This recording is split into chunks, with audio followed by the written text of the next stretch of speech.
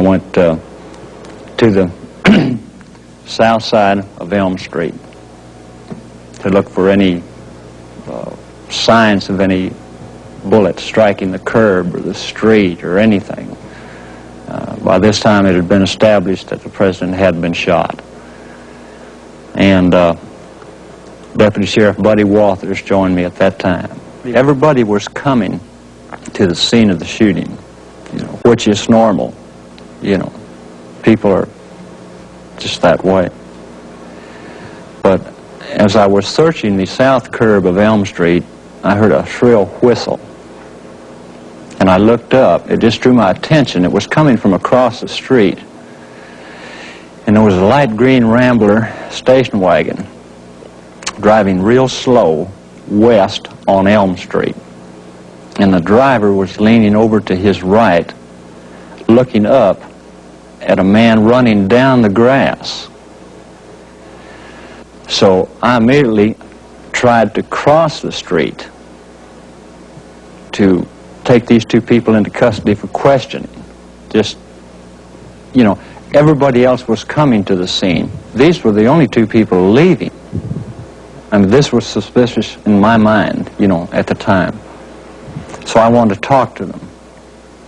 But I couldn't get across the street because the city officer who was stationed at Houston and Elm had left his post, and the traffic, was so heavy I just couldn't get across the street to him. But I did get a good look at the man coming down the grassy knoll. And he got in the station wagon, and they drove west on Elm Street. The man that Roger Craig saw running down the grassy knoll and riding off in a light-colored station wagon was Lee Harvey Oswald. It had been determined that the shots came from the southeast window. How, I don't know. The Dallas police were saying this, so we immediately went there.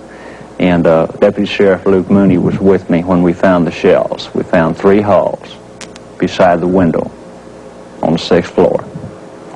And they were laying 3 in a row, not more than an inch. This was breast, the 3 spent cartridges. 3 spent cartridges. They were lying 3 in a row, not more than an inch apart, all pointing in the same direction. Of course, I didn't touch them. They hadn't been photographed or fingerprinted or anything. I didn't touch those. And there was a lunch sack, very small, brown paper lunch sack up there. Had some chicken bones in it. And there was a soda bottle sitting on a box. And we began then to search for a weapon. And we started toward, everybody took a different direction, and Deputy Sheriff Boone and myself just happened to head for the northwest corner of the building. And Boone was ahead of me by about 8 feet. And there were a stack of boxes just at the head of the stairwell going downstairs. And Boone looked over into it and said, "Here it is. Here's the rifle."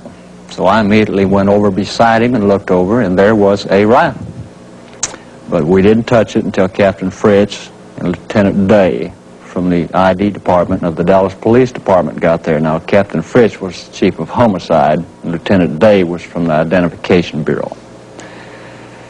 They got there and took some pictures of the rifle, and then I believe Dave pulled the rifle out and handed it to Captain Fritz, who held it up by the, had a strap on it. He held it up by the strap and asked if anyone knew what kind of rifle it was. Well, by this time, Deputy Constable Seymour Weitzman had joined us.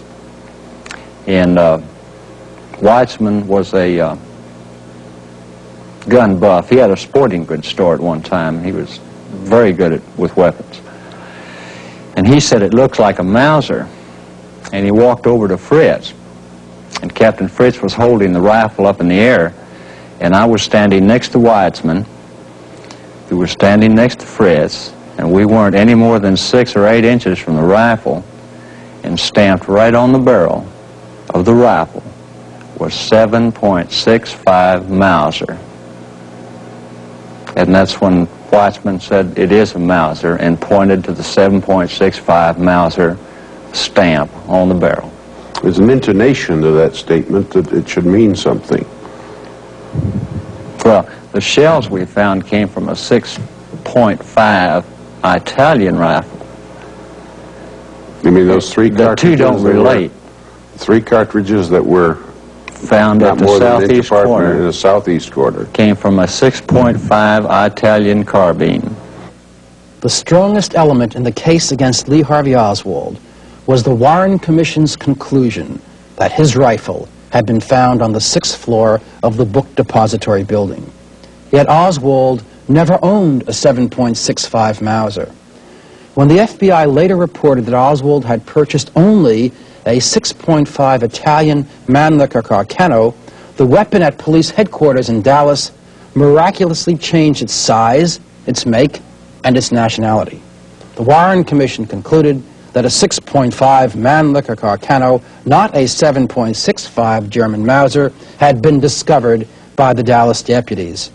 Yet Roger Craig's observation was supported by this affidavit signed by Dallas Deputy Constable Seymour Weitzman on November 23, 1963, in which he swore that he did discover a, quote, 7.65 Mauser, bolt action, equipped with a 4/18 scope with a thick leather brownish-black sling to it, close quote. One of the members of the Warren Commission, then Congressman Gerald R. Ford of Grand Rapids, Michigan, wrote that the rumor that a German Mauser had been found was based upon a police officer having told a passing reporter that he thought he might have seen a Mauser. That explanation appears to be false, in view of Craig's statement, Weitzman's affidavit, a copy of which I gave to the Warren Commission and to Congressman Ford in 1964, and in the face of newly discovered documents, which we have just secured from the CIA files after having made an application under the newly amended Freedom of Information Act. Roger Craig never saw these documents, but they offer very strong corroboration for his statement. This CIA report, dated November 25, 1963, just 3 days after the assassination, states that the murder weapon was a Mauser. And this CIA report, 3 days later, specifically states that the assertion, which later became the Warren Commission's cornerstone in the case against Oswald, the assertion that the murder weapon was a Mannlicher Carcano, is in error. Thus, Craig's original observation, buttressed by Deputy Constable Weitzman and the CIA's investigation, tends to destroy the case against Oswald. Were any slugs found? 145 slug. It was found on the south side of Elm Street. Outside? Outside on the grass. It was lying amongst, if you excuse the gruesomeness of it, part of hair and blood and bone matter.